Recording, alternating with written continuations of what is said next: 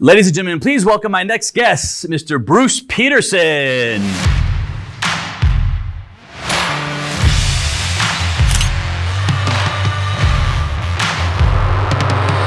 We don't talk about money or sex in America.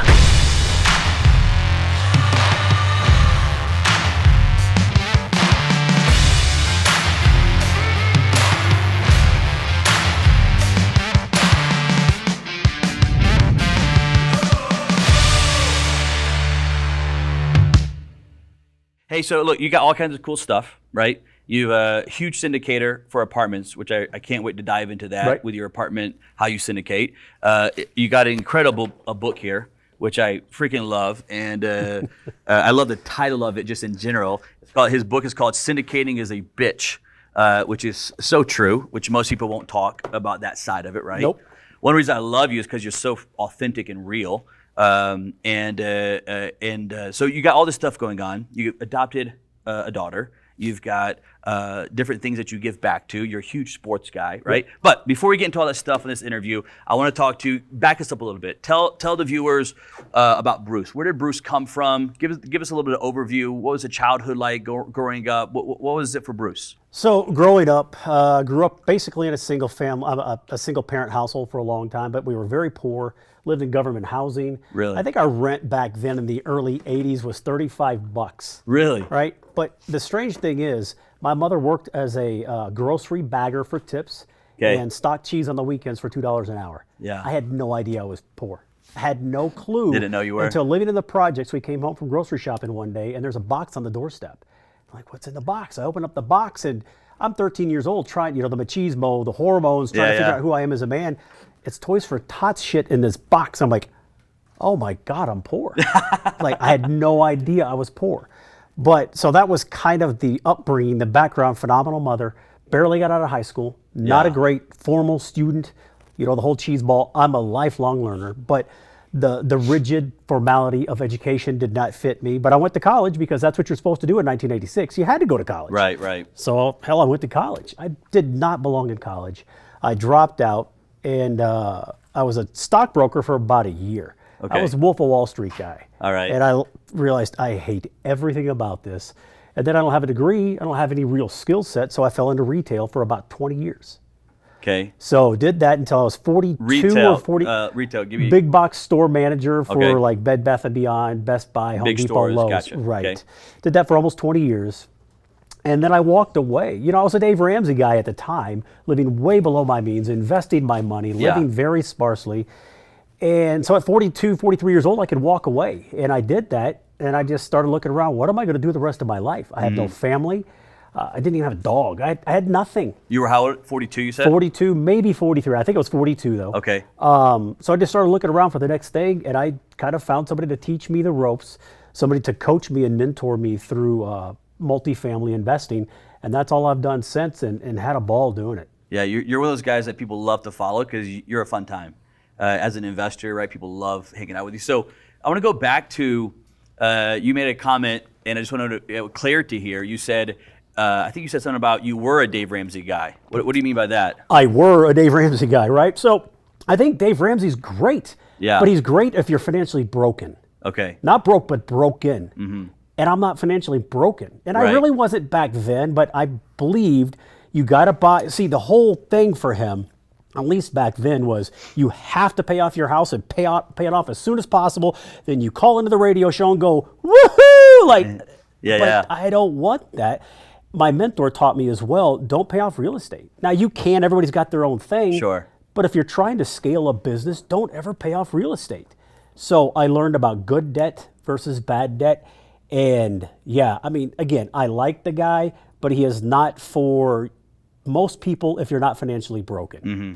Yeah, it seems like when it comes to money, I always talk about it from a offensive standpoint and a defensive standpoint, right? And a Dave Ramsey, a Susie Orman are a very defensive approach into money versus an offensive approach, which is more what you do now with apartments, which is way more offensive than defenses, correct? Exactly. So, I think his big belief is that everybody is an idiot when it comes to finances, and I got to protect them from themselves. I'm not an idiot. Right. I didn't graduate college, but I'm not an idiot. Sure. I know I know how to think properly. I know how to manage my debt load. And I'm an entrepreneurial brained person by nature.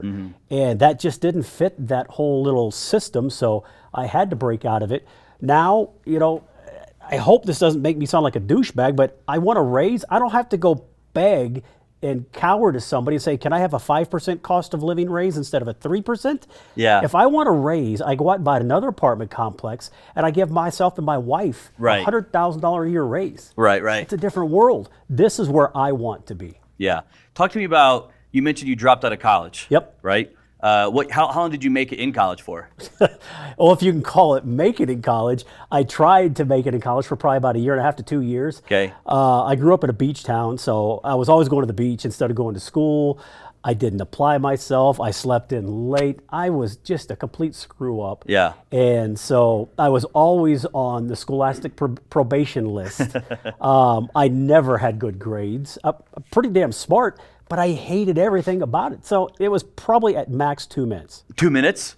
Yeah. That's what you said. You were in college for 2 minutes. It was your No, for about 2 years. I'm 2 sorry, years, not 2 but minutes. For about 2 mentally you were years. probably there for about 2 minutes. Well, no, mentally I was there for 400 years, but no, I was there for about 2 years. I want to dive into it deeper though, because I talked to a lot of entrepreneurs on the show about what's their viewpoint on college and success.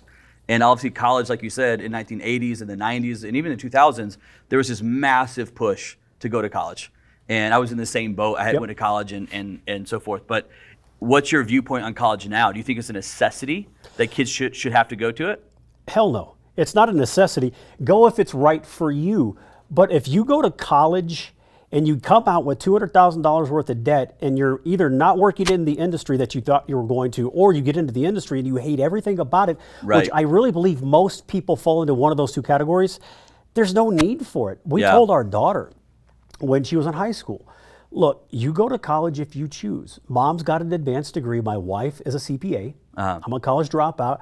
And we told her, whatever your thing is, and Bianca, honest to God, if you want to work at Taco Bell, I don't give a shit. As long as you could take care of yourself and you're happy.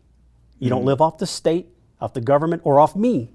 Let's be honest, you're not living off me. Yeah. As long as you can take care of yourself and you're happy, you do whatever you want. So I think most people shouldn't go to college. Right. And I know I get a lot of pushback on that. If you want to be a CPA, if you want to be a doctor or a lawyer, okay, you need to go to college, no question.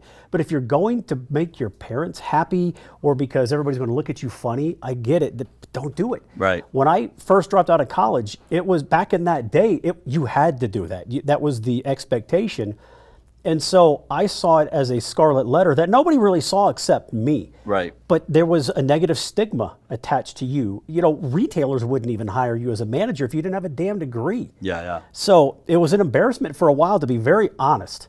And about the last 5 to 7 years, as I began this business ownership thing, that's almost the first thing out of my mouth when I meet people. I'm proud as hell of it. Yeah. That I don't have the education that you do. And I tell them all the time, you're probably smarter than me, but I'm doing what you want to do. Yeah, and I can help you. Yeah, good point there, Yep. Verlat. Tell us a little bit about, for the viewers, where you're at now, what you do. Give us a little bit of background of what you do now so as they watch, they can know what Bruce Petersen is all about right now in business. What do you do now? So you talked about it in the intro. I'm a syndicator. Okay. We syndicate large apartment complexes throughout Central Texas. Right. We're looking to branch out into the Southeast, but right now that's where we are. We're very vertically integrated. We have our own asset management company, property management company, construction company. So we're kind of a one-stop shop.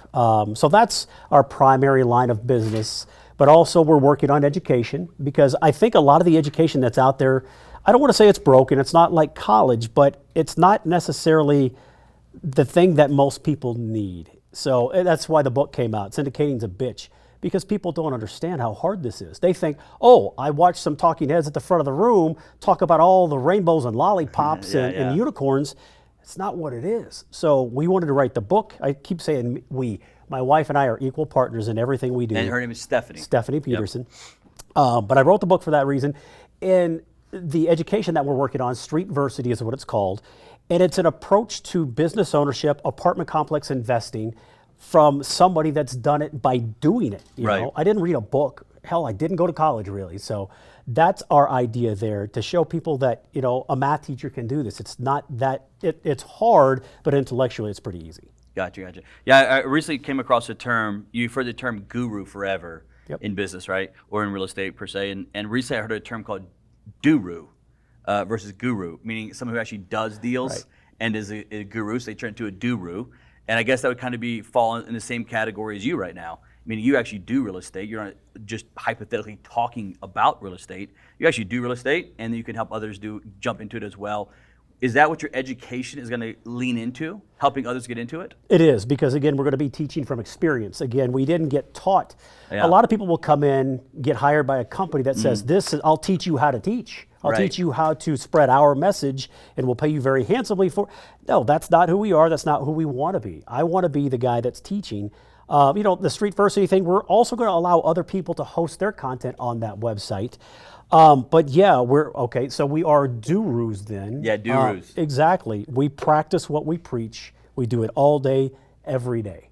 I got this question. I was doing some research on you. I got this question talking about, and it might have been what you were alluding to earlier when you came home and found the Toys for Tots there. But I want to talk about, you were 13 or 14, young man. You had this kind of breakthrough moment, realizing that you were poor and powerless. Right. And you had that first understanding of finances at that young age. What was that like at a young age, having that kind of shock value of learning about finances and learning that you were actually legitimately poor and then how to fix that? So that's when it finally really hit that it was tough to deal with socially and emotionally, that now I was aware of where I lived. Yeah. I never was before. I knew it was kind of a shithole, but I still didn't really realize that that's probably the way my peers saw me. This is the poor kid that lives in the little shithole down the road. Yeah. Okay, now it's in my face. I have to deal with this. And I don't know that it was a huge driving force to make me rich. I got to be rich. I didn't want to feel powerless, to use your word or your thought. I didn't want to feel powerless. I wanted to be in control of my life. I wanted to take whatever vacation I wanted to, whenever I wanted to, and go for as long as I wanted to. I wanted options in my life. I wanted flexibility in my life. I didn't want to work at a job for 60 years. Even back then, it wasn't a fully fleshed out thought, but I still knew that down deep that that's not what I want for my life. Love my mom. My mom and dad were both high school dropouts. They struggled like crazy to make ends meet. There wasn't a lot of friction in my household for the most part, but again, I saw that, and that was subconscious, and then I saw Toys for Tots. That was very overt and in my face, and I started to put it all together and thought, that's not what I want. I got to do something different. You don't think that was a big driving force that was pushing you to go become successful?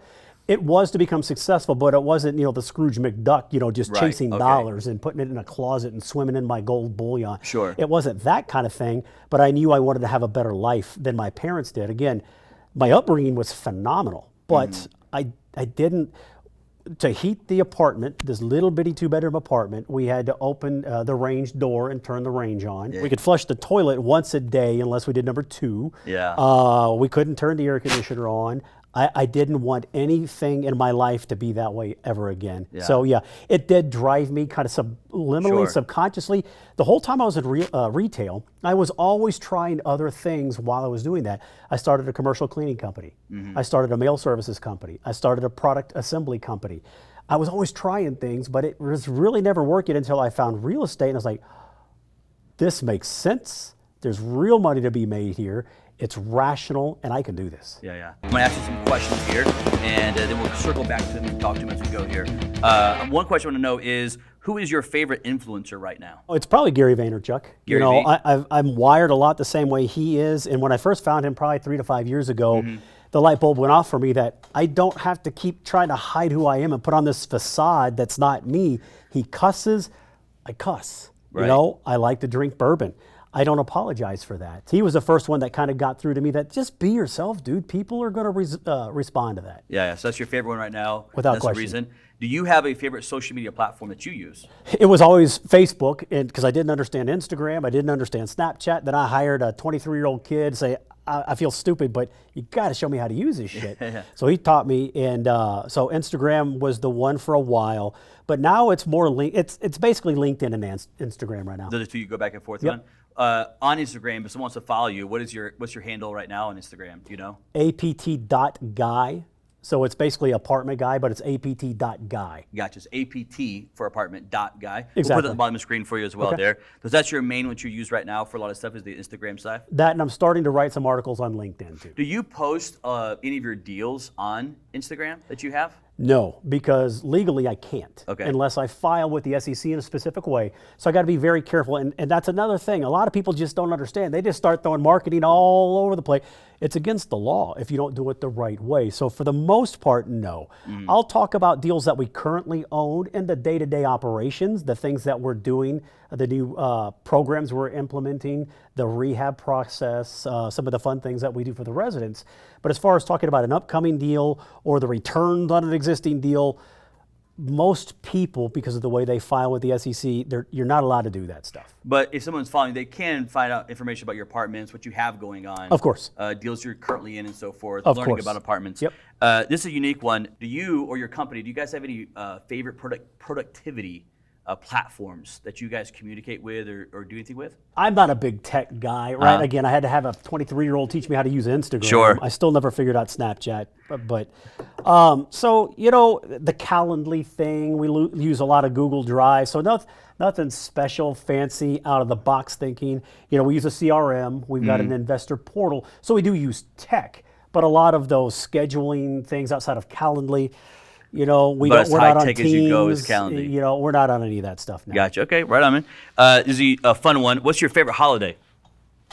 My favorite holiday, actually, I think it's Thanksgiving. Thanksgiving. The easy answer is always Christmas, but it's Thanksgiving. I like having everybody gather at our house. The kids moved out of the house, and we're kind of kicking around our house by ourselves, but I really want to go up in size, right? And everybody's like, wait, you're an empty nester, so why are you going up in size? Because I want to be the gathering spot for our extended family. I love Thanksgiving. Thanksgiving is your jam, right? Yeah, absolutely. On holiday here, last one holiday, what's your favorite Christmas movie then?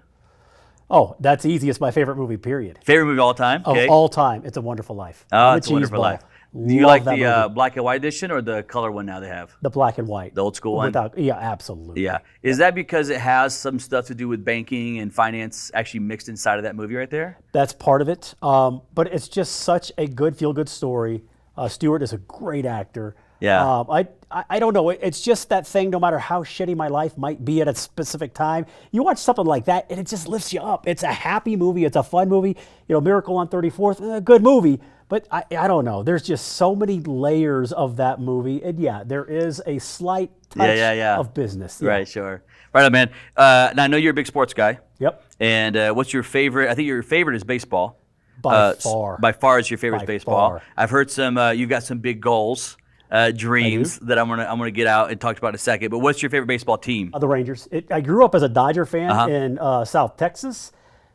The only reason, because 1978 Topps, Steve Garvey. Okay. I fell in love with that card, right? Yeah, So yeah. in 78, I was 10. Yeah, I was 10 years old. But that card made me a Dodger fan. That Okay. makes no sense. But as a 10-year-old, you're not always sensical. But it was a Dodger fan until I really started to understand it all. The Rangers have been crappy. We were really good for a few years, and now we're not so good. But we're coming back, brother. We're You feel coming back. you're coming back now? Oh yeah, we are. Yeah. So you're a Rangers fan. Yep. Last one here on the favorite things here. I'm going to tell you about property management because you own one. You have a favorite aspect of property management. Oh, that's an easy one too. I'm very easy on most of my answers. It's my staff, and I cannot stress that enough. I'm a sap. I'm very emotional. I've got hard edges. I cuss. I drink, all that stuff, but I'm a sap. I cry at least once a month with my staff because Wow. they blow me away. I work critical with them when we need to be, right? It's not all rainbows and lollipops with them either. I'm never blowing smoke up their butts, but when they do something that just makes me go, oh my God, I cannot believe the way your brain works. It's such a thing of pride. But I love mentoring them as their boss, as their leader, developing them, watching them grow, watching them come in as a leasing professional and end up being a property manager or a regional property manager. That is by far my favorite part. Is the people side of it. Oh, yeah. Good answer, man. Good answer. Now, I did some research on you, and you got this. There was a time that you had $5 million wire transfer that was confiscated by Homeland Security. Pretty much. Tell me the story. What happened? How did you get $5 million confiscated? Okay, so we are buying a 250-unit property in San Antonio, It's close day. We've been through this a bunch of times. We know exactly what we're doing. We go down to the bank at 9 o'clock when it opens. We initiate the wire for $5.2 million. From there, we're in Austin. We drive an hour and a half to the property. By the time we get to the property, the wire will have been received. This is the way it always goes. We get down there, and they haven't received the wire. I'm like, it's a little slower than normal. No worries. So we just hang around. So that was about 10:30. So 11 o'clock, nothing. 12 o'clock, nothing. 1 o'clock, nothing. I'm like, what's going on? So now I've got everybody screaming at me, right? The seller's attorney is screaming at my attorney, who is now having to scream at me because nobody knows where this is. I'm like, look, dude, I did everything right. I went back to the bank. I said, show me proof that this went out. He got me all the tracking numbers. He said, Bruce, it is not with our bank anymore. It's gone. I'm like, oh my God. Your stomach dropped? Yeah, because I'm thinking this thing that's been going around for about the last 5 years that they got me. They intercepted a communication, got a hold of my bank account, and they intercepted the wire. That's the first thing that my mind goes to. And I'm like, oh shit, what happened? Nobody knows what happened. So the end of the day hits, it's 5 o'clock, well, probably about 4:30 in the afternoon on a Friday. Get a phone call again from my attorney, said, Bruce, get out. I'm like, what do you mean get out? Because we're training the staff at this point because this is imminent. It's going to happen. Get out. You don't own that. I'm like, oh, crap, that's right. I don't own this thing right now. So we had to pack up everything. We had to leave. Haven't told my wife anything. Yeah. As we're walking out, she's trying to figure out what the hell's going on. So I told her my wife is a B personality CPA. Okay. Now, this is figuratively speaking, of course, but she starts to hyperventilate. She's like, ah. So I take her straight to a restaurant, start liquoring her up, trying to calm the nerves because my wife's not real happy, right? I'm not happy at all either. But then we have to get back to the office and say, I have to send out an email to roughly 50 to 60 investors. Say, today was the magical day. It's the fun day. It's the happy day. I'm sorry we didn't close. And I know that's a bummer, but I got one better for you. I don't even know where the hell your money is. Oh my God. $5.2 million. As a family, we invested roughly $300,000. So the balance of that's all investor money. I don't know where it is. I'm on the hook for a lot of money. And I got to tell everybody, I don't know where your money is. So my book, Syndicating's a Bitch, that's part of it. You're going to face stuff you have no idea that's going to kick you in the ass. Yeah. But now we know what caused it. It finally got found. OFAC, a division of the government, confiscated it. Well, they tried to research the name of the sender and the receiver of the wire, and they're comparing the names of those parties to a list of known bad actors around the world. Okay. And the name of the apartment complex, I filed the DBA before we did the wire transfer, so the name of the apartment complex was on the wire. Well, that was the name of a known drug cartel in Colombia. Oh man. They don't know what's going on, so they're trying to prevent money laundering. They grab the money. Don't tell us, Mr. Petersen, we took your money for this reason. There's no customer service department of the government. Yeah. So we finally figured it out on Monday. We got the deal closed, and everything was fine. We're looking to sell that asset now. It's been about 4 years. But yeah, that was a little white knuckle. So how did you end up finding that they took it? How did that come about? That Homeland found it? Well, nobody knew anything, but finally the president of the title company finally got involved. And he's like, man, I don't understand what's going on. Oh, wait a minute. I think I remember something like this happening about 10 years ago. Oh, okay. What? He said, give me a few minutes. Let me do some research. He did that, got back to my attorney. My attorney called me and said, look, the president of the title company figured it all out. We know where it is. But apparently, legally, they could have sat on that for 2 weeks while they researched this. Wow. And of course, the seller's hopping mad. Yeah. He didn't have a 1031, but at the same time, he had something to do with that money. Well, now he's stuck. So that's the only reason. None of the rest of us knew anything about it. It just happened to him so once the president before. of the title company had it happen, and that's how you found out about it? Exactly. Pretty lucky that he knew about it. Yeah, exactly. That's why it's important to deal with experienced people. Yeah. Talk about that for a second, because I think that's a huge point in business, is who's on your team and how's that working out for you. Talk to me about, before I go on the other questions, talk to me about your team and how important teamwork, networking is inside of that business model that you run. Again, it's another big part of the book. It's a big chapter that this is a team sport. And everybody says that, and it's hokey, it's kumbaya stuff, but it's true. This is a team sport. Everything in life should be a team sport if you want to thrive and get ahead. And what we do, I've got two different attorneys all the time. I have a syndication attorney that deals with the SEC with me. I have a real estate attorney that helps me with the contracts and getting the thing closed. I have a mortgage broker. I have real estate brokers that work, helping me find deals. accountants, Right. we have insurance guys, we have cost segregation people. We probably have about 8 to 10 people that we use on every different deal that we do. Well, when I hear all those names, all those different titles and names, the team that you put together, do you think that's one of the reasons why people end up just choosing to invest with you versus going out and doing it themselves? Yep, there's a whole lot to this. It's not just find a property, make an offer, write a check, it's over. It's about a 2 to 3 week close process with this, and you're dealing with lots of people screaming at you at the same time because I got to get this information to the lender, this information to the attorney, this information to the insurance guy. Everybody's pulling at you at the same time, and you just got to keep on track. You got to develop a timeline to make sure you don't fall off that timeline, because if you do, bad things are going to happen. It's a lot harder than people think. And when they read the book, I tell them in the book, I expect most of you that read this are going to go, I want no part of that. And just for a quick background here, we talk about, for those that may not even know what syndicating is, give us a quick definition of what syndicating means and how it works.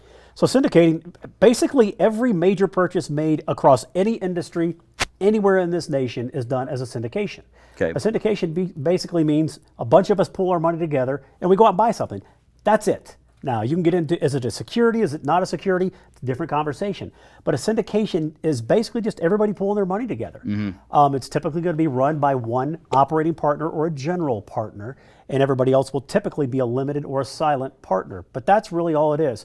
If I don't syndicate, I might be able to buy a 6 to 12 to 24 unit property because I'm limited to my own bank account. Right. If I syndicate, I can make a lot of people a lot of money along with us. But now I could pull all their capital into the deal too. So now I could buy a 200 to 300 unit property. So it's a great way to scale. You think there's more risk or less risk in buying the 200 to 300 versus a 6 or 12 unit? Tremendously less risk. Okay. I have more staff. I have more quality staff. If you buy a 6 unit property, let's say a 5 unit property for easy math, you have one vacancy, that's 20% of your property, it's gone, right? Hopefully you'll fill that back up pretty quickly, but maybe not. On a 400 unit property, if I have 1 unit gone, that's less than 1% of my property. So it's a lot more rational. The economics of scale, like I said, most of it boils down to staffing. And even if you're not going to have your own management company like I do, try to find somebody that's willing to run a 6 unit property for you. Right. They're going to have such a high minimum, you can't afford them because it's not worth them to do it without that high minimum. So it's really hard to manage them yourself or find somebody else to manage them for you. Talk to me about you've bought several deals at this point. Just give us a ballpark. How many deals have you purchased so far with apartments? We've done 6 projects so far. We've done almost 1,100 units. We've been doing it for about 8 years. Now, honestly, by this time, we could have easily bought 15 to 20 deals. It's not been our goal. Our goal, especially since we're very vertically integrated, we'll bring in a deal or two, and then we got to look for the weak parts of our chain. Right. And we got to start shoring things up. So we'll consciously pump the brakes and sit there and dial in that process, that procedure, what new person do I need to hire, what new process do I need to implement. Right. So we have consciously not blown the doors off this thing. A lot of people that do what I do, as long as I can raise money, I'm going to buy another deal. I could buy all the deals I want because I can raise pretty much any money I need. But to me, that feels reckless, and it's not the way we want to go about doing it. So while we've done a lot, we could have done a lot more, but it's been a conscious effort. I hear a lot about millennials, right, getting bigger now.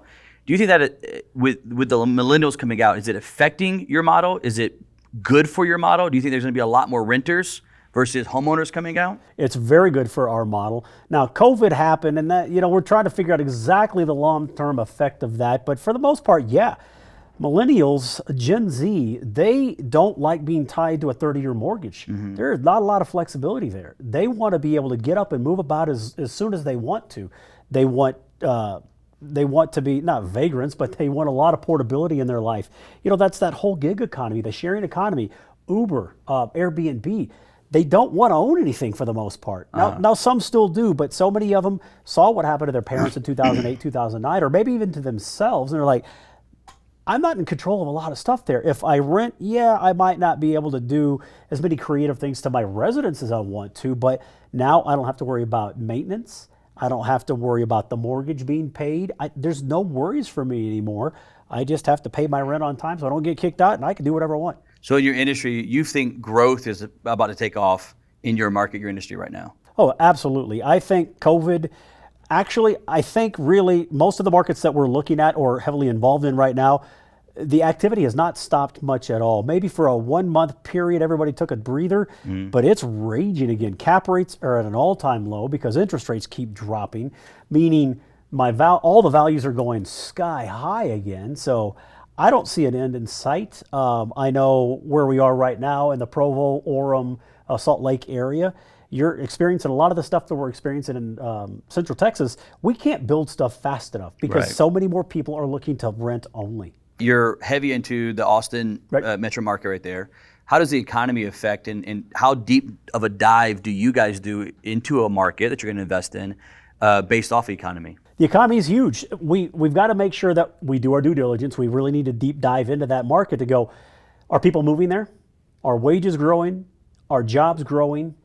Is it a place, I've got a specific that is big for me, but first of all, is it a place that young people want to stay when they graduate high school? Or is it a place they cannot wait to get out of? It's probably not a market you want to be in. For me, I really like a tech industry and a startup industry.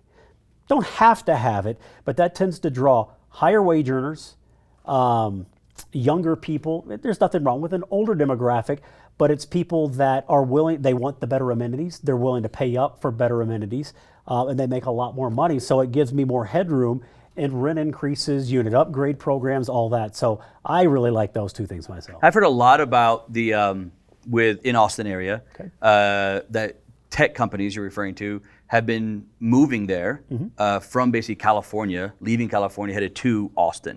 Do you see that a lot where you're at right now? There's a lot of people around Austin running around say, don't California my Austin. Yeah. But that's what's happening. It really is. And I'm going to try not to be too political here, but that doesn't sound like you. I don't know the underlying reason for everybody that's leaving California, but lots of people are leaving California for a reason. Right. Because we're in real estate, we keep hearing about like California and New York.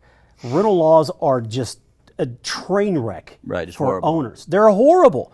Yeah. But so what's happening? People are leaving California to get away from that kind of mindset and government involvement. They're coming to Texas. They're coming to Austin and some to Dallas too. And they're getting board seats in the city council, and they're becoming very prominent voices in our local government and economy. And they're starting to implement some of the stuff that was in California. It's like, stop. Right. You ran from there to come here, but you're doing the same shit here you did there. Yeah. You're going to break this too. Stop. Yeah, that's what I was going with it, because it seems like there's so many. They're coming here as well, right? And it's like they migrate here because or Austin because of the great opportunity that exists there. And then when they get there, it's like they want to turn around and turn it right back into where they just left, which could have negative effects in the future if they keep trying to turn it back to, let's just say this example, California again. And a lot of it, I think, has to do with a lot of the red tape the government puts on so many businesses, especially in California. You watch Elon Musk right now with Tesla, and he's just furious right now with the government there in California and all the stuff they're doing. And it seems like the more they put that red tape on there of government policies, the more companies are fleeing out of there. Well, the more shackles you put on an entrepreneur who is going to create the jobs that you need, the wage growth that you need. He got pissed off and threatened Fremont, I'm leaving. And I think he still stands by that. He's softened because they let him open back up.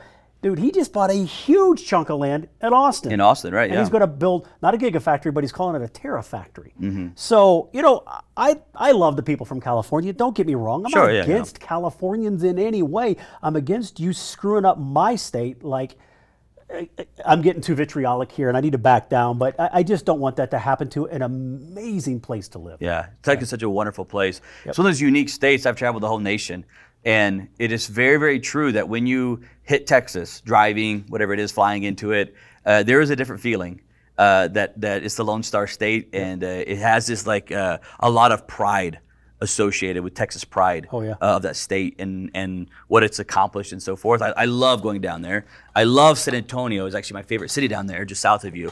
But yeah, it's such a cool state when you hit there. And you've been there your whole life?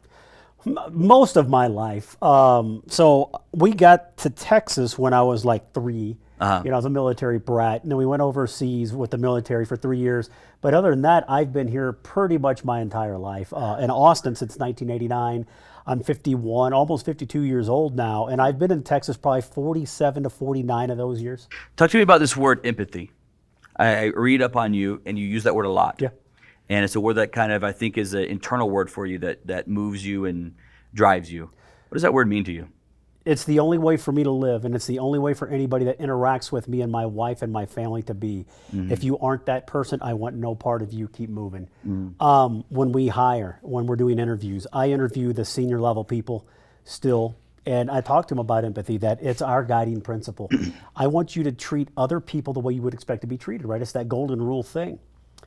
And what I tell all of my property managers that and regional managers that, you know, we have a company handbook, an employee handbook. We have rules and regulations and processes and procedures. A rule is a rule until you can't follow that rule. They always look at me like, what the hell does that mean? If what you're about to enforce, because it's in the book, Right. is the wrong thing to do for that human being, don't do it. And don't call me for permission. Do what's right. You know what's right as a human. Do the right thing. What I try to push into their heads too, that look, this is a job for you and a business for me. This is, I'm emotional, I'm going to try not to cry here. This is where these people raise their families. Yeah. And they cook Thanksgiving dinner. This is a business and an investment for us. You have to always put yourself in their shoes. And if you can't do that, if you're going to take everything personally, get into a pissing match with everybody over, you know, a $50, just let it go. Take care of the human on the other side of the table and explain to me why you veered from policy. But as long as you did it for the right reasons, maybe there's a better way to do it in the future. You'll never get in trouble. Do you think that that culture that you've created there, that principle that you live by and then have passed down, do you think is part of what has helped you become successful? That's a different policy that a lot of companies have. Without exception. There's no question. I was at a meetup one day, and I was up on stage talking and addressing the room. I get off stage and I come down and I'm walking through the crowd. A guy walks up to me and goes, Bruce, I love your outlook. I love your thought process, your message, all that. But you know, you can make a lot of money being a slumlord. Like, what did you just say to me? He goes, well, he could tell I'm pissed. Yeah. He goes, oh, well, you know, I not that I ever would, but you can, it's like, please walk away from me now. When I used to teach people, I still teach people, but I used to years ago teach for another company. And I would tell people that were in the introductory meeting to see if this was a good fit for them. You know, I would tell them right now, if your idea of getting into the real estate game is to be a slumlord, and you know in your soul that's the way to get by and to make money and to thrive, walk out now. Just, I'm serious as I could be, get up and leave this room. Now, I know nobody in here will because I embarrassed the shit out of you. But understand, once I figure it out, because my EQ is very high, I will not let you join our group. Interesting. Right? So, no, I think it has really led to a lot of positivity for us. We're always trying to do the right thing by our staff. When COVID hit, everybody's freaked out. They're a little nervous. I'm empathetic to that, right? I know we're in the ivory tower. We're not facing these people every day like you are. And so please shut your offices down, make yourself available. But then it started getting worse and worse and worse. So we said, okay, I'll tell you what, everybody, we don't even want you to be working side by side with each other. One person in the office at a time, even a property that'll have 3 or 4 people work in the office, one person at a time. We backed maintenance and the office staff down to 24 hours a week instead of 40 typical, but we didn't touch their pay. We're doing everything we can to make sure we're good business owners, good leaders. We're working on implementing a 4-day work week for our entire staff once we get back to normalcy and still full pay. We bend over backwards. As long as you take care of me, I will do anything for you as an employee. But that comes with a high price. I have a very high expectation, and if you don't meet it, and if you don't share our core values, it's totally fine, but you have to not share them somewhere else. Yeah. I got 2 questions that I was thinking through there. You got passionate when you were talking about that the slumlord thing. What's the idea or reasoning behind why you're against? Because you hear that terminology a lot, right? In real estate, slumlord. What's the reason behind that you're against it or hate it so much? It seems. Because humans should be treated like humans, and I don't give a shit where they live, what their background is, what their ethnicity is, what their race. I don't care about any of that. The first property I bought, 48-unit apartment complex in Austin, Texas, in 2012. At that point, It's my first deal, so I'm not allowed to manage it myself. The bank won't let me. I'm too risky. I get it. So I have a third-party management company that's working with me. And the first day, I don't know what I'm doing. I'm brand new at this, but I know who I am as a human being, and I know how I expect my company to be run. You are running my property for me. So I said, meet me at unit 101, whatever it was. It was the only vacancy we had on this property. And so the property manager met me there, and the regional manager met me there. We're walking around. I said, I have not seen what's on the back side of this door. I've already walked in and seen what it is. It's in horrible condition. It's dirty, it's filthy, it's embarrassing. I said, what are we going to walk into? Is this something that you just took ownership of, just took possession of because somebody just moved out? Is it something that's already been cleaned up, turned over, and ready for the next rent? Where is it? Oh, it's ready for the next person. We've already done the make ready. We've already cleaned it, had the maid service come in. I'm like, okay, great. Not tipping them off on anything. Walk in, we're walking around, I'm pointing out all kinds of stuff, and we finally make it into the bathroom. It's a one-bedroom studio. And the property manager's standing there. It's a lady. And so we look at the bathtub. Bathtub's not really clean, but okay, it's not that big a deal. It needs to be clean. But then I lift the toilet seat. Yeah. It's black. It's a white toilet. It's not supposed to be black. Yeah. So I look at the manager and I said, look, we just met each other, right? Well, hang on. I said, I'm not trying to be disrespectful or inappropriate, but right now, would you sit on that toilet? She's like, no. And I started to fume. I was like, so hold up. You wouldn't sit there, but you're telling the people that rent here, because it's very working class. Some of them don't have papers sometimes. That's totally legal. I don't want to get into that, but because they have to live here, you're telling them it's okay for them to live in shit, and you don't care. Yeah. I said, that is not acceptable. It will never be acceptable again, and if it is, you'll be fired. I am not your boss. You work for the management company. I get it, but this will never happen again. She's like, yeah. I said, redo the whole thing. And I just couldn't believe it. So the negative side of that nobody ever thinks about when they've got that mindset. Oh, they'll be happy. They won't say anything because I'll go call INS. Mm-hmm. I'll get them deported. I'm not going to do that, first of all. But this is what happens in these neighborhoods so much. They're not treated like human beings because of a circumstance, because of where they're from. So they learn very early on. If I say anything, my range is broken. I can't cook dinner. I can't tell anybody because they'll call INS on me.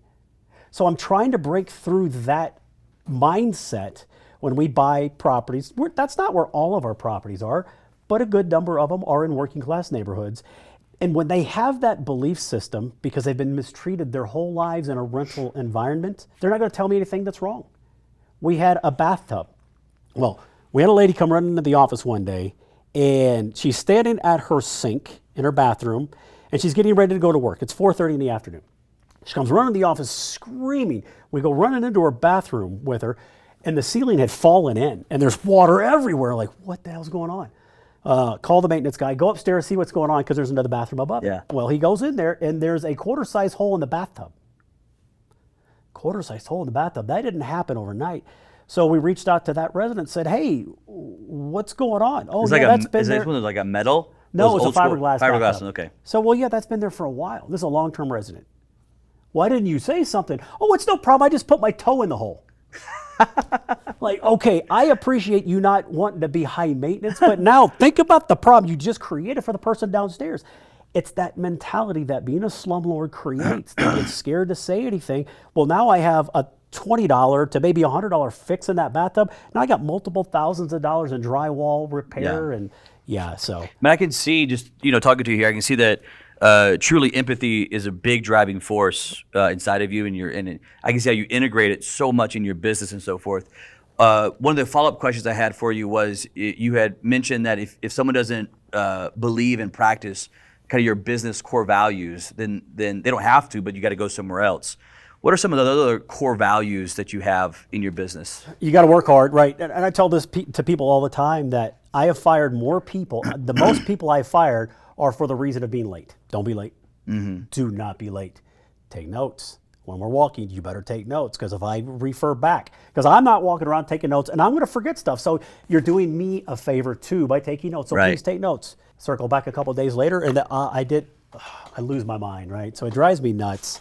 It's basically those things. And another, it's not really empathy, but it's about culture. I worked in retail for almost 20 years. The last year I worked in retail, this is not an exaggeration, this is not hyperbole. I was physically sick to my stomach every day I had to go to work. I hated it so much. So I tell everybody that works for me, everybody that interviews with me, if after you come to work for us, if this is not the best job you've ever had, you need to be realistic with yourself and understand, and you need to leave because I will ask you to. Yeah. And it's nothing against you. You might be a superstar. But if I feel you're not happy, first of all, I don't wish that upon anybody because I went through it. But secondly, everybody around you is going to feed on you being depressed or moping around or being angry or being just in a piss poor mood. So if you don't like your job, please come to me before I come to you. I will, and I'll do it very respectfully. But I want you to do something you like. Don't do shit you don't want to do. Yeah, I love that you implemented so much culture inside of real estate. I think it's a very, very unique thing you have going on with your company just inside of real estate. You don't see a lot of that corporate culture, or maybe corporate's not the right word, but that culture you created. It's really cool to see that inside of a real estate business, your syndication as well. I know you're talking about the Syndicating is a Bitch book. If someone wants, I'm gonna come back to it as well, but if someone wants it, where can they go to get a copy of the book right here? You can get it at Amazon like everybody else, but the best way to get it is go to the website, apt-guy.com, because that'll give you a kind of an insight as to what the book actually is, give you some excerpts from the book, and then it'll give you a link to buy it as well if you choose. So we'll put it on the screen as well, but that's just APT for apartment, apt-guy.com is the website where they can get the book on. And I'm assuming you have some other training and videos on there on the site as well? We've got some blog posts. We're working on an Ask the Apartment Guy interactive thing because a lot of people have questions. You know, people reach out to me all the time. I heard you on the Bigger Pockets podcast or Jake and Gino, and I want to ask these questions. So we're trying to kind of integrate that into the website. But there's quite a bit of resources there. There's a lot more coming. Again, we have our own education where we're going to teach you small business accounting or apartment complex accounting, how to syndicate, how to invest in real estate. So we've got a lot of things in the works right now. Very cool. For the viewer, do you have a certain morning routine that you do? Well, I've read The Miracle Morning by Hal Elrod and Own the Day, Own Your Life by Aubrey Marcus and tried to formulate something from those two books. I'm not a really good journaler. I've tried to scribe or journal like Hal talks about. It's just not who I am.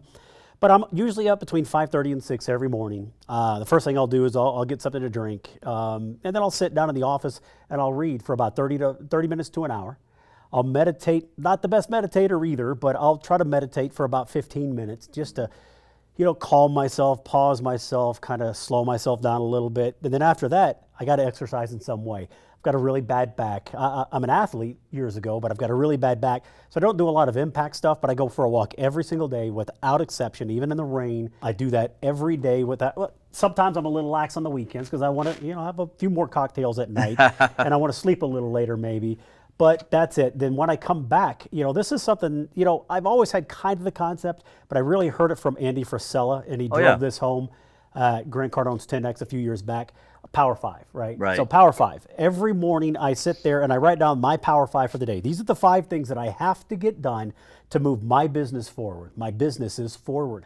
I can't put the low-hanging fruit, walk, read, meditate. Well, I do that shit every day, so that's not fair. I can't do that. But then anything outside of that, and what Andy does, once that 5th thing is completed, if that shit's done at 9:30, it's done at 9:30. I'm done for the rest of the day. For him, he goes and shoots guns and screws with cars all day. Yeah, right. It's kind of the same thing. I come up with my Power 5, and then after that, whatever else I want to work on, I'll go hang out at the bookstore for hours. Really? Just reading anything I can find. I read books at home, and at the bookstore, I'm reading periodicals or magazines. Just always trying to get stuff in my brain that I would have never found because I read somebody in a different industry. So I have a lot of personal. Do you enjoy reading books or digital books? I don't like reading digital books. I love Audible, but I still like to read the physical book. Okay. So if it's an Audible that I really, really like, I'll usually always follow that up with the book. But Just ballpark, how many books do you think you read a year? Okay. Honestly, I'm very hyper. I don't know that I'm ADD, but I'm very hyper. So for me to sit still for too long, to be honest, I start to fall asleep, and it's not a joke. So I can't really get more than 10 to 20 pages done a day. I really have a hard time because my brain starts running all over the place, or I start to fall asleep. I average maybe one a month, so that's kind of embarrassingly low, but that's the reason. I want to go back to your apartment deals. Okay. Right. You've been raising money now and doing apartment deals for several years now. A lot of times, I think when viewers hear the word syndication, maybe especially if they're new to it, they don't understand what it means, how it works, and so forth. Right. Let's break it down a little bit to a certain degree, explaining how syndication works, how it's set up, who can play, who can't play, do they have to have a certain amount of money. Give me an overall kind of view of how a syndication deal works with you. Let's start with who can play, who can't play. Anybody can play, and we hit on it a little bit earlier. It depends on how I structure my syndication within the purview of the SEC. I can structure it in a way where only accredited investors, people that are worth $1 million or more, or make $200,000 or $300,000 or more a year, and they're the only people that I can bring in if I register as a 506C. You don't need to know what that means. Just know if I file a 506C, you have to be accredited. I can file as a 506B at the same time, and then I can have accredited. I can always have accredited. These are rich people. But I can also have non-accredited people. So non-accredited people, they don't meet those suitability standards, but I can only have 35 of those people in any one deal. So I have a very limited number of slots. Now, who can do this? I've got math teachers that are in this. I'm a retail kid, right? This is, honest to God, you hear this from everybody about everything ever in life, but it's true. Anybody can do this. Now, not anybody can syndicate. My book, Syndicating's a Bitch, and it is. But anybody can invest in an apartment complex. It's available to everybody. My first deal that I did as a syndication, my minimum investment, well, actually it was $25,000, but I made an exception and brought two people in at $10,000. Most everybody, okay, maybe not, but we're learning a lot with COVID, but most people have $10,000. So it's available to most people. I try to take that one step further as a personal thing. Those are the rules, those are the laws that govern this. But I want to get to know you very well, whether I have to legally or not. Again, depends on how I structure the deal. I might have to know you personally, I might not. Even if I don't need to know you personally per the government, I still want to know you. Because if I talk to you and I think, okay, you understand what real estate investing is, you understand what investing is, you understand what business ownership is, but you're going to give me every dollar to your name. No chance are you getting involved, because real estate's like anything. It's going to do this, but it's going to do this and go up. Okay. When we have a slight hiccup, and every syndicator will, no matter what, COVID, all of us had the hiccup. If you can't stomach this and then come out of it, you don't get to play. But it's my job as the syndicator to try to figure out enough about you as a human being to know how you're wired. And again, if you give me your last $10,000 and we have a dip, you're going to panic. Your shit's going to go just nuts, and you're going to bug the hell out of me. Right. I don't have fucking time for that. Yeah. I'm sorry, I just don't. I don't have time to babysit you intellectually and emotionally. You got to be a big boy or a girl. You have to have your own safety net, your own reserve money on the side, and invest everything above that. And if I could tell you haven't done that, I'll be polite, but I'm not going to let you in. So basically what happens is your team, you guys go find the apartment deal, right? Whatever it is, you guys go source it, find the deal. Right. You guys do the due diligence on the deal, put the numbers together for everybody. Yep. You guys, your team finds the financing from a bank that can do the majority of it. And then when you go to syndicate, you're syndicating the down payment. Is that what you're mainly going after, or are you trying to syndicate the entire apartment purchase? No, we've never syndicated the entire purchase. I'm going to get a better return if I bring in safe levels of debt. So, but it's basically four things. It's not down payment. And that's what everybody thinks, and that's reckless. Not for you to say that, but when people are trying to do this and they think, oh, I got to come up with 20%. No, you got to come up with a down payment, operating capital, rehab capital, and closing costs. All those together, if it's a 20% down payment, you're probably going to be out of pocket 30 to 35% when you add all those other pieces in. But yeah, we'll syndicate that portion of it as equity, and then I will, as a syndicator, will go out and secure all the funding, all the lending. And you know, more about syndication. If you're an investor in a syndication, but you're not the syndicator, don't let any of this overwhelm you. All you have to do is find somebody like me. I'm not asking for anybody to hit me up. I'm not looking for investors here. It's just a broad statement. Find a syndicator you know, like, and trust, and then start getting deal flow from them. Once you find a deal that fits, try your best to get invested. You're not guaranteed to be let into that deal because these deals fill up very, very quickly. But once you get your money invested, you don't do anything. It's similar to the stock market in that aspect. I don't have to physically swing a hammer with Bruce. I don't have to go manage anything. I don't have to hire staff. You don't do anything. You go to the mailbox in your underwear once every 3 months and pull a check out. That's it. Now, a lot of people talk about, a lot of syndicators don't allow non-accredited investors. I've heard a lot of syndicators say they don't enjoy it, they don't like it. They only like doing accredited investors. What's your viewpoint on why you will do non-accredited investors? A couple of reasons. One of them is very selfish. Most of my family is not accredited, right? And I want my family to be able to invest with us. Our kids are not accredited yet. They're doing very, very well because they've invested with us in almost every deal we've ever done. So they're doing really well. But bigger picture, when I got into this, I wasn't accredited when I got started. My net worth was probably $400,000 to $500,000, and I know that makes me sound again like a fucking douchebag, but I had some money. But I wasn't a rich guy by any means. So I want to be part of that leg up for people that were smart and did save their money. They might not be rich and be worth $1 million, but I still want to give you access into this. And yes, it can be a hell of a lot more work, because if you're non-accredited, you're typically going to have weirder questions, and oftentimes you're going to be less sophisticated as an investor. So it does take more of our time, but I really like doing them as non-accredited offerings. Again, because people gave me a leg up. I had a great mentor, a great coach. And that's not necessarily what I'm trying to do with the passive investors, the silent investors. But again, I want to try to reward them for being frugal, saving their money, and helping them on their way up. I think a lot of it goes back to, just listening to you, goes back to your overall personality, your culture, the empathy. We talked about the slumlord and how much you're against it. I think a lot of it goes to that. It seems like you really want to help that person get started, have the opportunity to invest in things that they probably would never get opportunities to invest in. I think it goes a lot back to who you are as a person, internally, man. And I know a lot of syndicators stay away from that side of it. One more thing on the syndication, just for someone that would be listening right now, if they wanted to invest, how long would their money be tied up? I know it's different every single time, but how does that kind of work? Is it a 1 year, a 3 year, a 5 year? How does that work for someone that's listening right now? Right. So think of a syndication as a business adventure, right? A business venture. It's not the stock market. It's not liquid, right? There are liquidity provisions. You can't get your money out, but it's real tough. Right. So for the most part, our deals are structured with a 5 to 7 year, maybe a 5 to 10 year hold timeline. That's the business plan. Now, things happen. We sell earlier, we might sell later. But I tell people, if you need your money within 5 to 7 years, don't give it to me, because I can't guarantee I can get it back to you. Right. We plan to sell, maybe, let's say, after 5 years. That's our plan.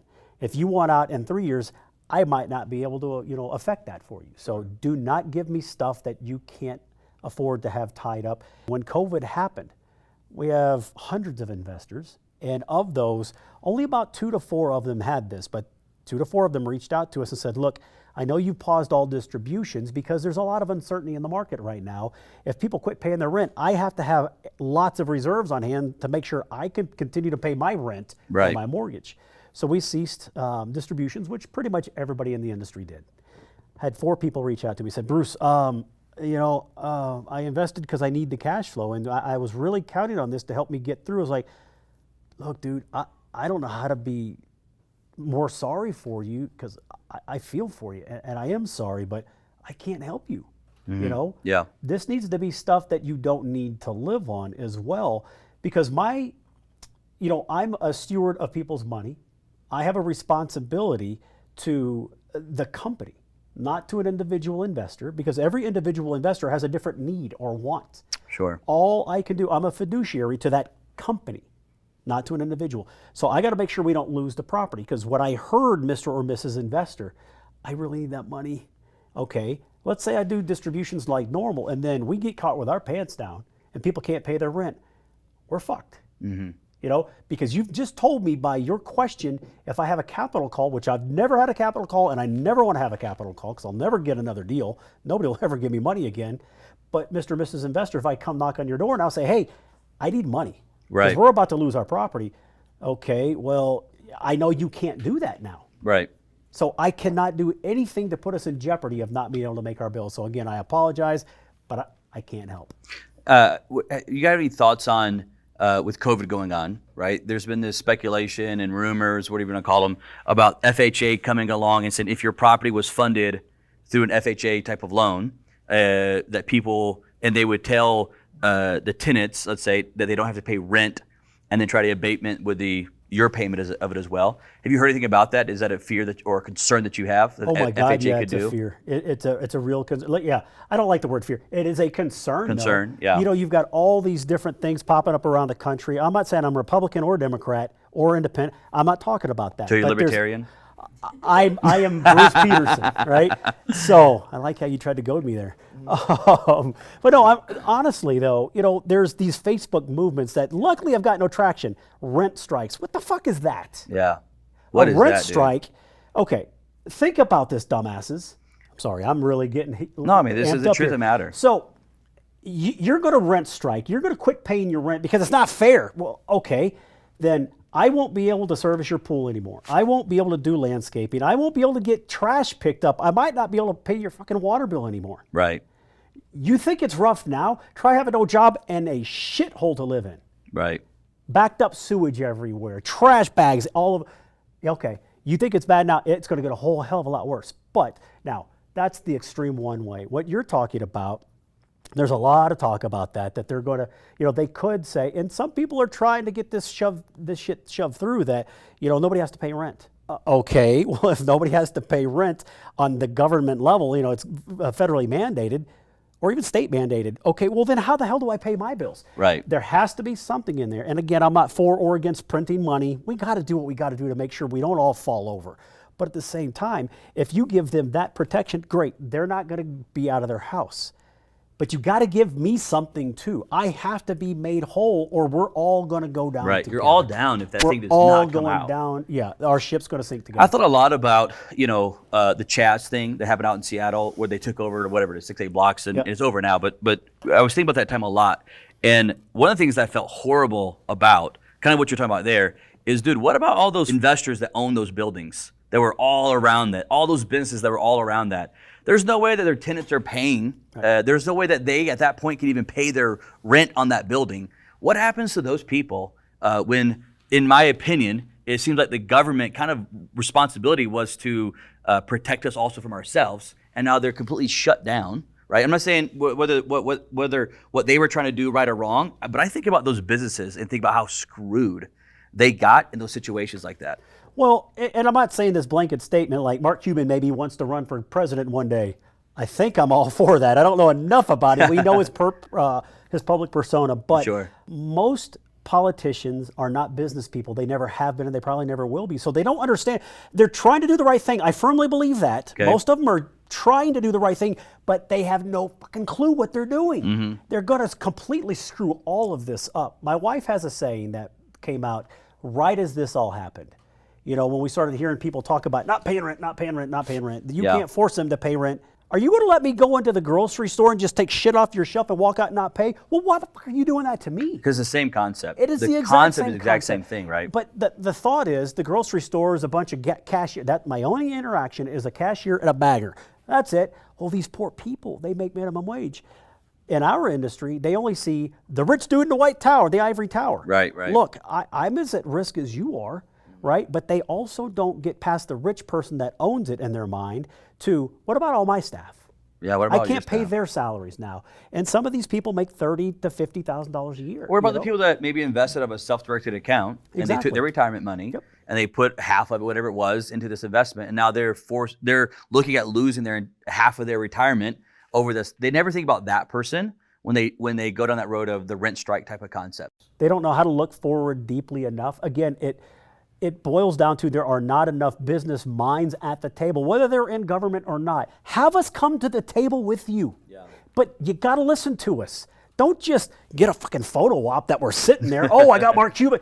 You got to listen to us. Yeah. And we have to, compromise. Everything can't be pure capitalism right this second, and I firmly understand that. But it can't be pure socialism either, because that's not going to work at all. Yeah, it's funny. I was interviewing another guy recently from Texas as well, and truth be told, he was actually more of a what he would refer to himself as a liberal, and But on the same hand, he was also a capitalist, so kind of a weird concept, or different, a little bit different there. But his point, talking about what you just said a while ago, was he was mentioning a lot about that he believed that in government, majority, like whatever it was, 80% should have to have been some sort of business owner in the past to be inside of government, making rules and laws, dictating what other businesses have to go do. That they should be some sort of business side to them. You got any viewpoints on that? Well, yeah, because think about it. We're a capitalist society, right? A capitalist country, but we're not run by capitalists. Right. We're not run by business owners. That's so asinine. Yeah. I consider they're socially And that's both very sides. liberal. That's both sides. But financially, I'm pretty conservative. So I have a blend of both. I'll vote for the right candidate. I don't vote party line at all. But no, I agree. I think part of what's almost wrong is that there's so much party line that they're like, you guys can't come together to solve a problem because you have to vote a certain blue or red, right? And it's kind of what's driving massive problems, I think, that you can look at the government and see. You ever see these things before? It's like 132 yay and 192 nay, and it's literally red, blue on the sides of it. There's no like that business where it says, hey, we got to get this deal done. You know this, right? In all those deals, negotiating and finding common ground is what closes deals, especially with these big deals. Well, that's what politics and diplomacy is supposed to be about, but it doesn't happen at all anymore. Yeah. Whether you're a Republican or a Democrat, you might say the other part, they're both broken because, like you said, they're entrenched and dug in, and they won't listen to each other anymore. We have to listen to each other. So much, man. I want to play this little thing here with you on called Rapid Fire. Okay. Now, you've heard none of these questions. And so these are going to be one-word kind of answers off the top of your head. What's the first thing that comes to your head type of thing here? Is this like a Rorschach test? Am I going to expose shit that nobody wants to hear from my brain? Well, I don't think so, because I think you're pretty outgoing. I think everybody knows everything that you think already. Okay. But if there is something, you can say skip if you want to. But here we go. Rapid fire. Don't explain it, but we'll come back and circle back to some of these that are the good ones. So here's Bruce Petersen rapid fire. Okay. A scale 1 to 10. How important is college degree today? 3 to 4. 3 to 4. Yep. What comes to your mind when I say the word landlord? Positivity, because of what I do. Yeah, great stuff. Positivity. Yeah. As an investor, investing in red states or blue states? Okay, that one's tough. I would have to say red states because they're not as overreaching. Overreaching. Yep. What's the first state you would invest in outside of Texas? Probably Nashville. You said one-word answers. I don't know how to do that shit. So Nashville, because we just opened a management company there last year. So that's our next big push. That's a great market. I love Nashville. All right, here's a good one for you. You'll like this one. Which one is a better museum, the Pro Baseball Hall of Fame or Football Hall of Fame? Oh, well, okay. I thought you were going to say MoMA or something. I don't go into, I'm a college dropout. I don't know anything about museums, but I do know those. Baseball, hands down. There's more history in baseball than any other sport in our country. Yeah. It's such a pastime, right? Yep. I wish we could get it going right now, just because I think there's so much of that pastime with baseball. And I want to buy a baseball team someday, dude. I know. I got the question coming up for you. Sorry. I got the question coming for you. Outfield or infield? Outfield. Outfield? Yep. All right, here's a funny one for you. Would you rather spend a day as Donald Trump's butler or spend a day at the spa with Nancy Pelosi? Well, it's got to be Spa because I can plug my ears if I don't like what Nancy's saying. I'm not going to be anybody's butler. Hell with that shit. No bitch, right? No. All right, here we go. Here's the hook 'em horns or gig 'em Aggies? Oh, horns all day. Horns all day for you? I'm a college dropout, but I'm an Austinite, damn it. Do you go to any games out there? I have been. I don't go to very many, but I have been, yeah. That's a great atmosphere Yeah, for the games out there. Tex-Mex or barbecue? Oh, that's probably my two favorite. Barbecue. Central Texas, we're world famous for barbecue. Yeah, man, I'm a barbecue connoisseur. I travel the nation, right? And I can't cook it, but I can eat it. And dude, Austin has some really good. Me and my buddies used to really take lots of barbecue road trips. Yeah. Oh yeah, I've done them before. I've done them, man. There's a cool one out here. I'll give you a place. Not cool. Texas style, but I'll give you a place. You can try it. All right, here's a funny one for you. Invest with Grant Cardone in a deal, or speak with Gary Vee at an event. Easy. Gary Vee all day, every day. I like Grant. Yeah. I've got a big personality, but I'm not Grant Cardone. I'm more Gary Vaynerchuk's big personality. Yeah. So I love Gary. I spent the day with him and his staff in his New York offices because I bought that whole Daily Dive. Daily Digital Deep Dive. The 4Ds. Yeah, the 4Ds. Yeah. So openly, I spent $10,000 for the right to do it, but man, it was a great experience. Yeah, I went there, did a podcast with him, and flew out to New York. Took my whole camera crew out with me. Yeah. And we had a great time. And they took us around the office, showed us all the got going on there. It was a great time. Cool building too that he's in. It really beautiful. Is. Oh, beautiful building. They're part of the big redevelopment of Hudson Yard down there. Yeah, it's the Hudson really Yard. awesome. They did a great job in there. Last one I got for you. Would Ted Cruz make a better president or Supreme Court justice? I hear a friend of mine laughing in the audience. I don't like the guy, I'm sorry. And I think he's probably the most hated politician amongst the other politicians. You think other politicians hate him the most? Oh, yeah. Gotcha. Oh, yeah, you hear it all the time. So ask me again, would he be a better Supreme Court or president? I'd have to say president. I don't know.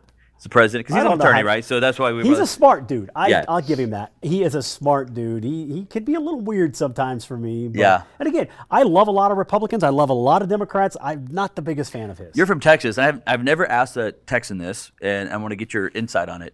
You asked me about Beto, I'm sure. Beto. I knew it. I've never asked a Texan about this, and I just thought about this, man. What was your thoughts on him? It was unique watching it from the outside. Well, okay. So what I liked about him, he was not cut out for this. He was not prepared for this. He would have been I honestly think he would have been a bad choice. But what he did do is he got this groundswell of young people. And I just want people engaged. That's what I want. And for the most part, they're respectful and they will listen. Now, they're somewhat entrenched as well, and I'll give you that. But for the most part, they're respectful.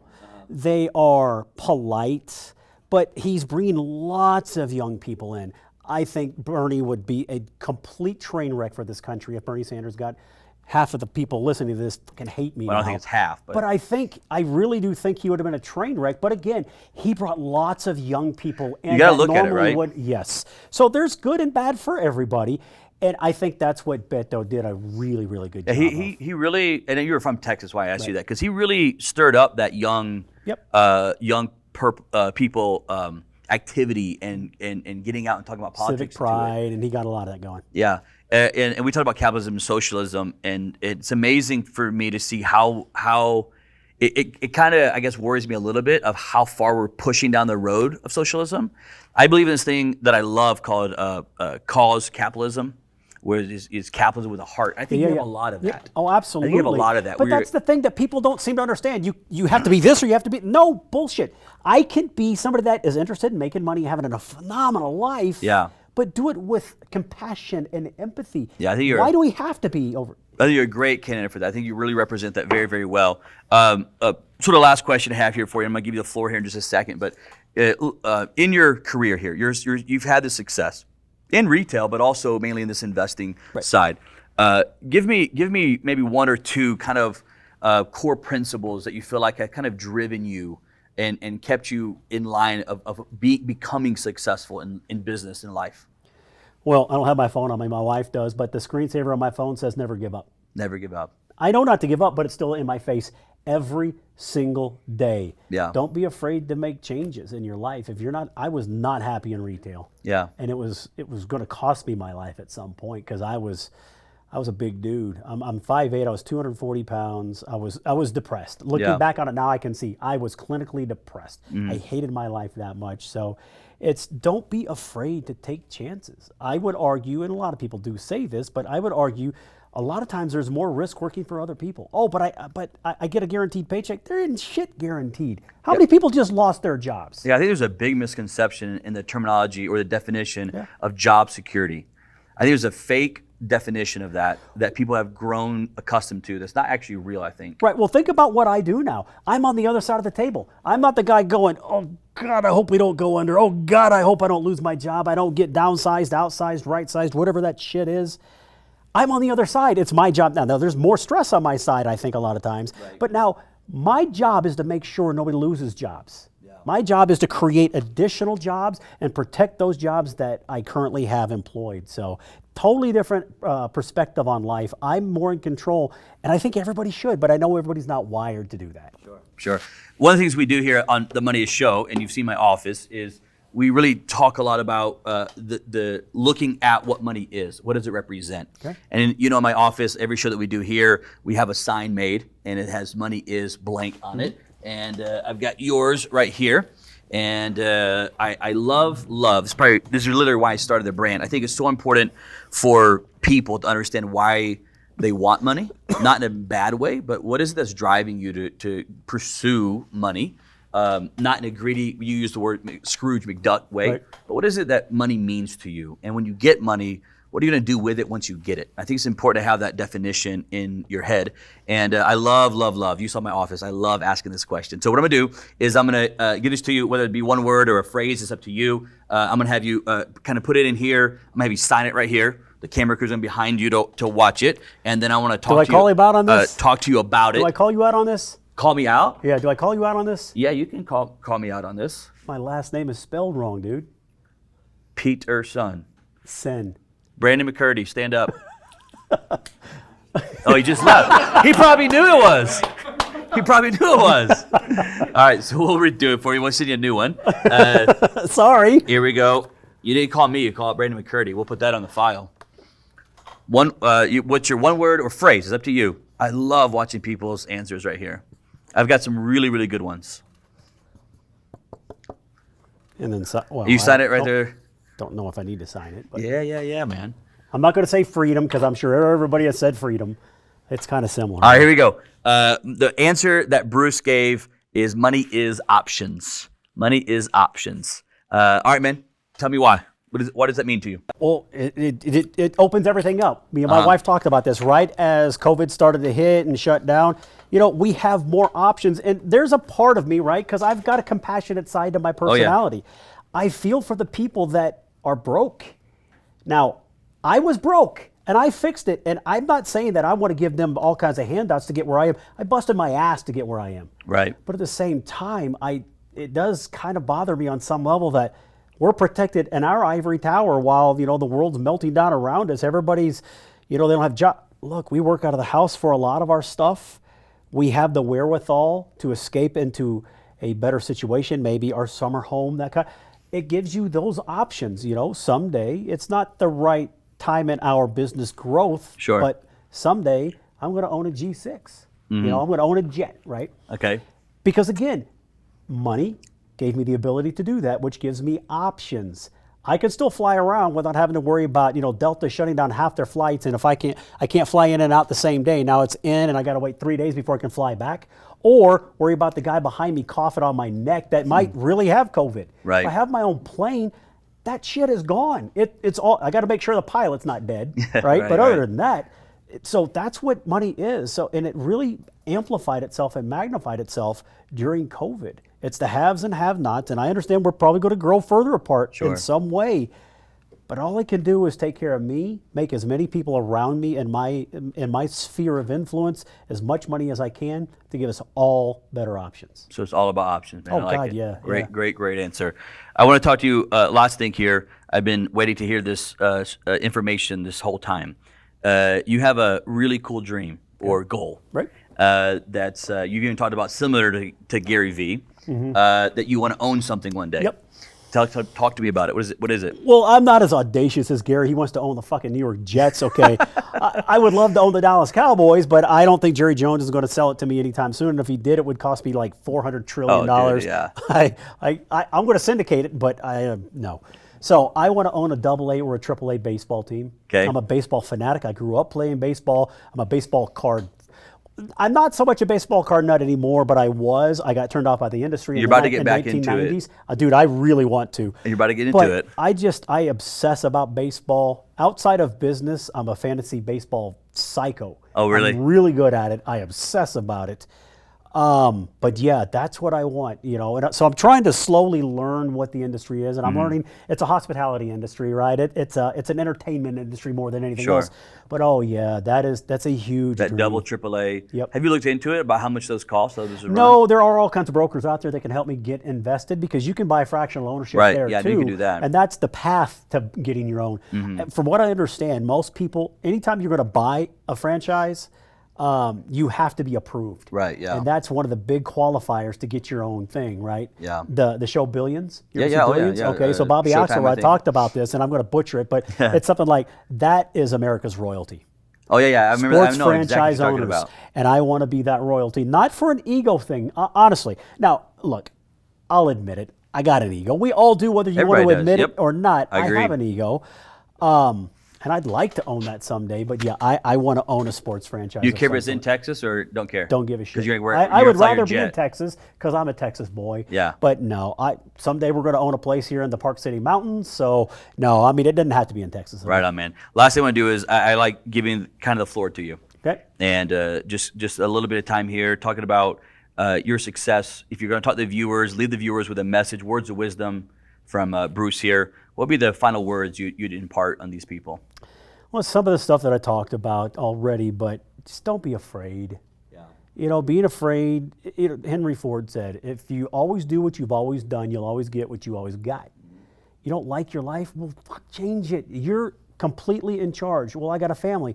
You can still do it in a safe enough way, but still make change. If he sees this, he'll know who I'm talking about, but I don't think anybody else will know who it is. So I want to talk about this. I've got a really close friend, and he was in a bad spot, and he worked for other people. And in the tech industry, it's very common to be laid off. It happens all the time. Yeah. He actually put a gun in his mouth. He didn't do it, but he's so miserable and scared and stressed. Who's going to knock on my shoulder tomorrow and tell me I'm out of a job again? Yeah. And it was affecting his family. Don't be scared. He was too scared to move, and it almost cost him his life. He's gotten himself better somehow, and I'm so happy for him, but he's still working for other people, still gets laid off. Make a change. Yeah. You owe it to yourself. You owe it to your family for sure. You owe it to the world to be happy and to contribute and not just work for somebody doing shit you hate. Right. That makes you miserable. So that's my biggest thing is just take a chance, dude. But you got to save your money. Don't expect shit for free. You know, these people that say, you know, no money, no credit, and all that stuff and get into real estate, that doesn't work. Don't fall for that bullshit. Save your money. Don't be afraid. And take action. I love it, Bruce, man. Getting to know you this trip, man, I feel like the word that just keeps coming to my mind when I think about you is just the word authentic. I interview a lot of people, and I think as I get to know you, man, you're very, very authentic, very real, very sincere. I love the word empathy about you, and just like I said, getting to know you, sitting this close to you, even I think that word empathy oozes out of you, man. It really does. I think it's a great. Something that you've applied to your life and that you can feel it as you get around you. And your wife, Stephanie, as well. Oh, yeah. She's a wonderful, wonderful lady. So, man, I've loved having the show. Apartmentapt-guy.com. If you want to find out more about you, get your book. Give me the title one more time because I think it's a freaking awesome title. So it's Syndicating is a Bitch and Other Truths You Haven't Been Told. Yeah, there's a lot more stuff out there that Bruce has some knowledge on. Guys, I appreciate you watching this episode. This is Bruce Petersen. You guys find him, and we will see you next week on The Money Is Show.